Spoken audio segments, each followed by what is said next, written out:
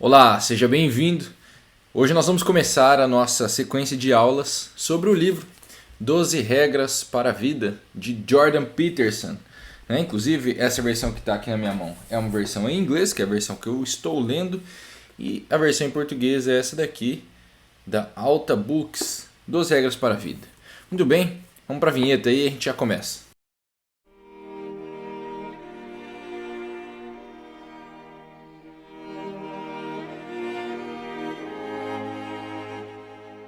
É isso, estamos aqui para começar uma sequência de aulas sobre esse livro, 12 Regras para a Vida, um livro muito legal, um livro muito bom.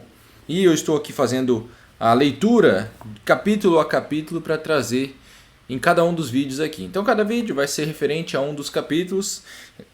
Como a gente pode deduzir, são 12 regras, logo 12 capítulos. E nós vamos falar sobre cada um deles aqui, certo? Deixa eu tirar meu marcador de página que eu não sei o que ele está fazendo aqui.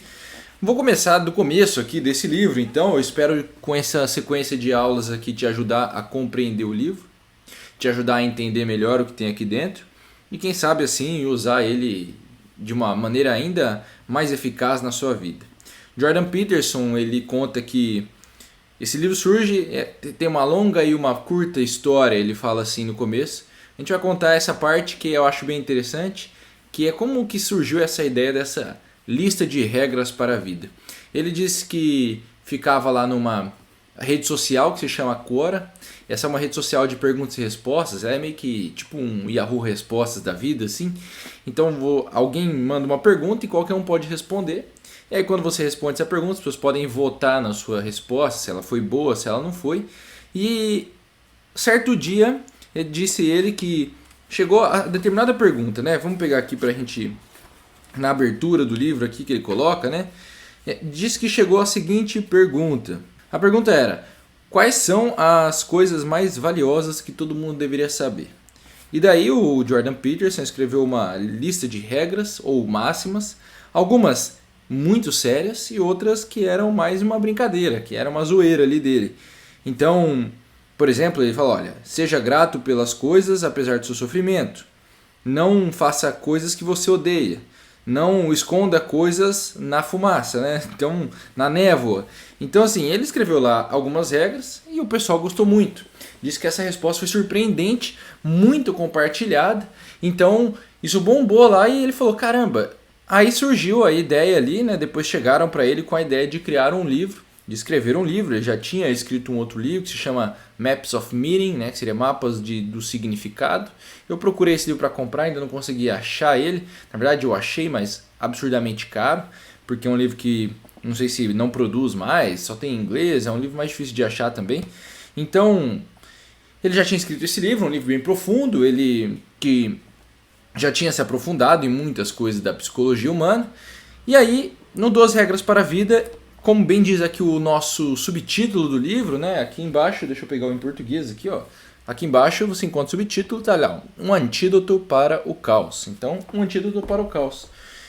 Ele começa, é importante para a gente entender todo o livro, então, né? Já que é uma série de regras que vão te ajudar a conseguir viver em frente ao caos, né?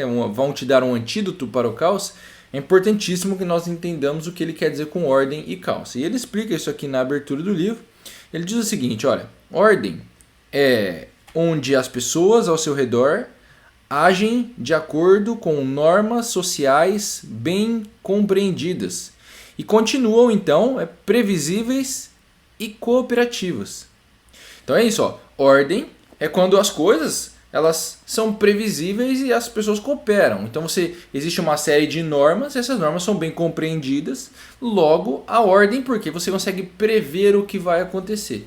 Então isso é muito importante, esse elemento de previsibilidade da ordem, esse elemento de cooperação das pessoas a partir de normas sociais bem compreendidas por todos. Aí, caos, em contraste, é quando ou onde alguma coisa inesperada acontece. Então, o caos acontece quando não há previsibilidade. Algo inesperado acontece, caos. Então, é importante a gente entender isso daqui. É bem simples essa comparação aqui que ele traz. Ele vai escrever, né, vai continuar falando sobre isso aqui nesse capítulo de abertura, que ainda não é a primeira regra, mas nós vamos pular aqui porque você, lendo o livro, você vai conseguir compreender, acredito, essa explicação inicial dele aqui. Pois bem, então a ideia do livro é que nos ajude a encontrar essa ordem e criar esse antídoto para o caos. A primeira regra se chama costas eretas, ombros para trás. Né? Em inglês ela está aqui, stand up straight with your shoulders back.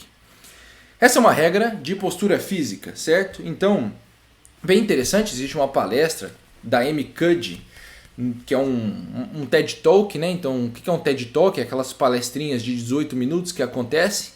E existe uma das mais famosas, mais assistidas na história, é essa palestra da Amy Cuddy sobre a postura corporal. Então ela diz o seguinte, olha, se você se coloca numa postura física, corporal mesmo, uma posição de poder, você eleva os níveis de de adrenalina do seu corpo, os níveis de serotonina do seu corpo. Então você, pela sua postura, influencia no seu psicológico. Uma postura de poder te torna mais confiante. Por outro lado, quando você faz uma posturinha, né, que é retraída, fechada, mais assim, digamos, de uma pessoa que está sendo vitimizada, você também interfere no seu psicológico com isso. Essa postura abaixa a sua autoconfiança porque ela eleva o seu nível de cortisol, que é o hormônio do estresse. Então você se torna menos confiante. Tanto que a Amy Cuddy, ela tem um livro sobre isso e ela explica lá, olha, antes de fazer uma palestra, por exemplo, é interessante você ficar numa posição de Superman lá, de Mulher Maravilha, de poder. Quando você senta numa reunião, se você senta lá na cadeira certinho, com os ombros para trás, com as costas retas, você se sente mais confortável, mais confiante, ganha também mais poder ali naquela reunião. Por que eu estou contando essa história da Amy Cuddy? Porque aqui nesse capítulo é justamente isso que nós vamos perceber.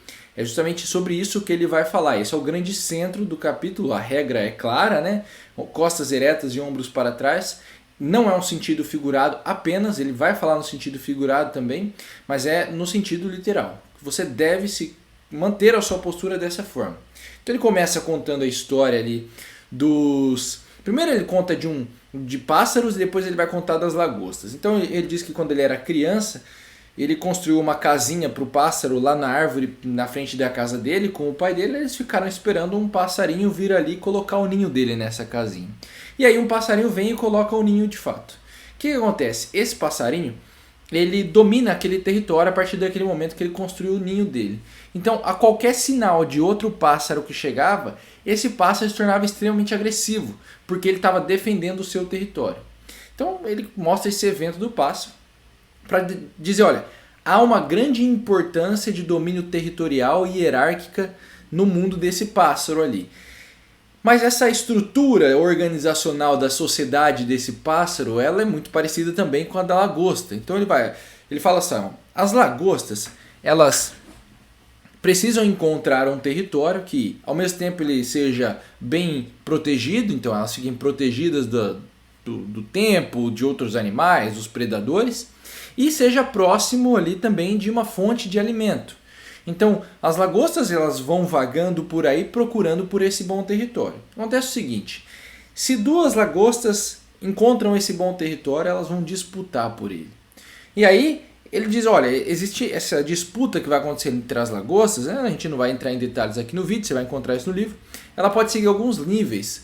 Então, quando as lagostas vão disputar, elas começam a expandir o seu corpo, então elas se abrem, elas erguem a sua cauda, elas abrem as suas patas, porque elas vão tentar dominar essa disputa antes de uma agressão física. Então o combate entre as duas não vai diretamente para um combate físico, ele começa com uma disputa territorial, uma tentando, né, se elevar acima da outra e assustar a outra para que a outra vá embora. E ele diz, acontece o seguinte, quando essa disputa acontece, ela pode chegar a um nível físico, uma lagosta vai sair vitoriosa.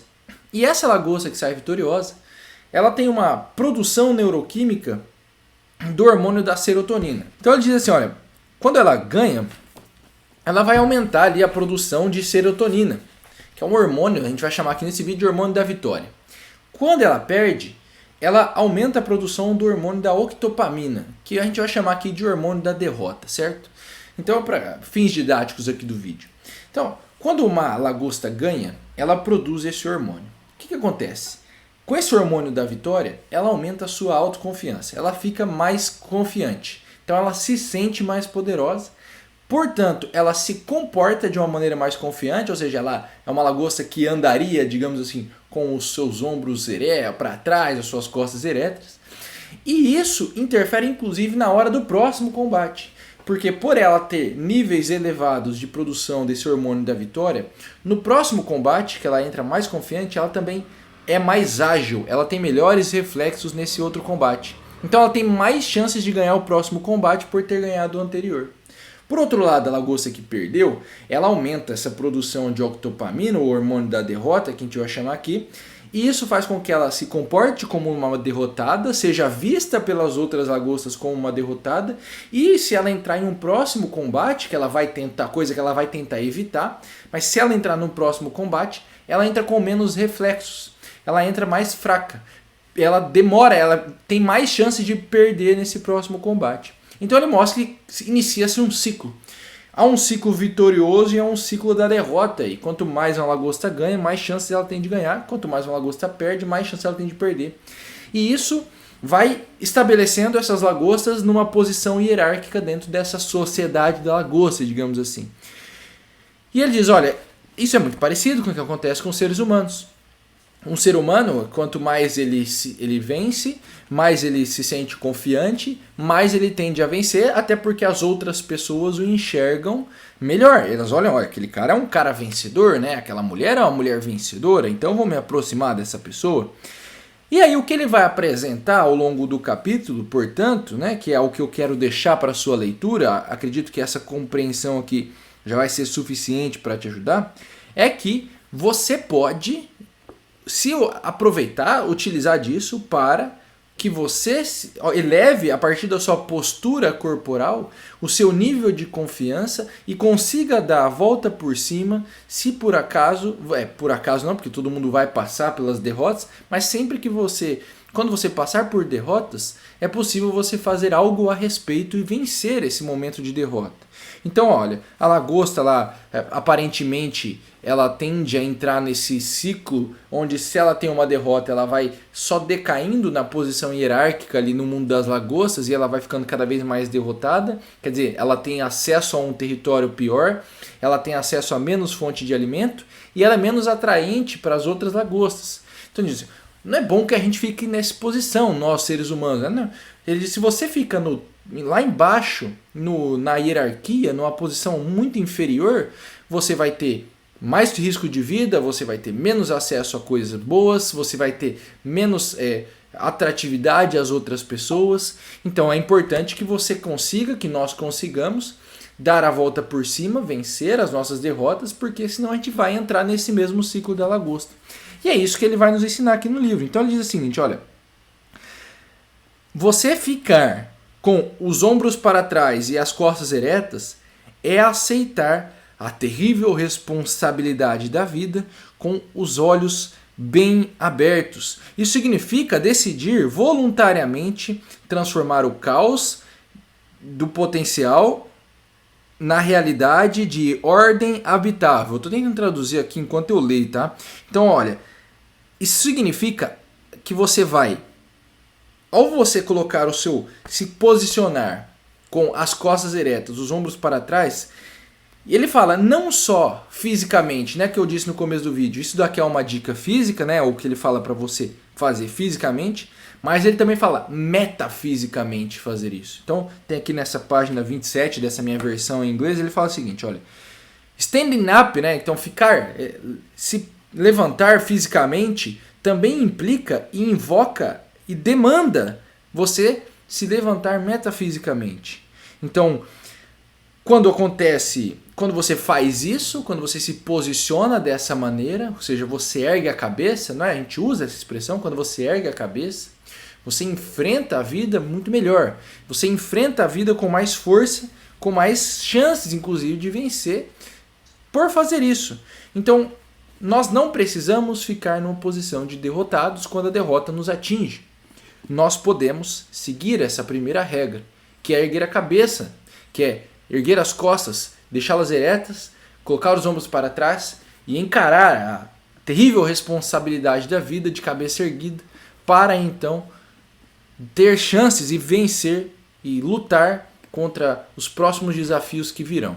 Esse é o primeiro capítulo, muito bom esse livro. Vamos para o segundo no próximo vídeo. Espero que você tenha gostado. Se você tiver sugestões, pode deixar nos comentários aqui. A gente se vê. Um grande abraço e até lá.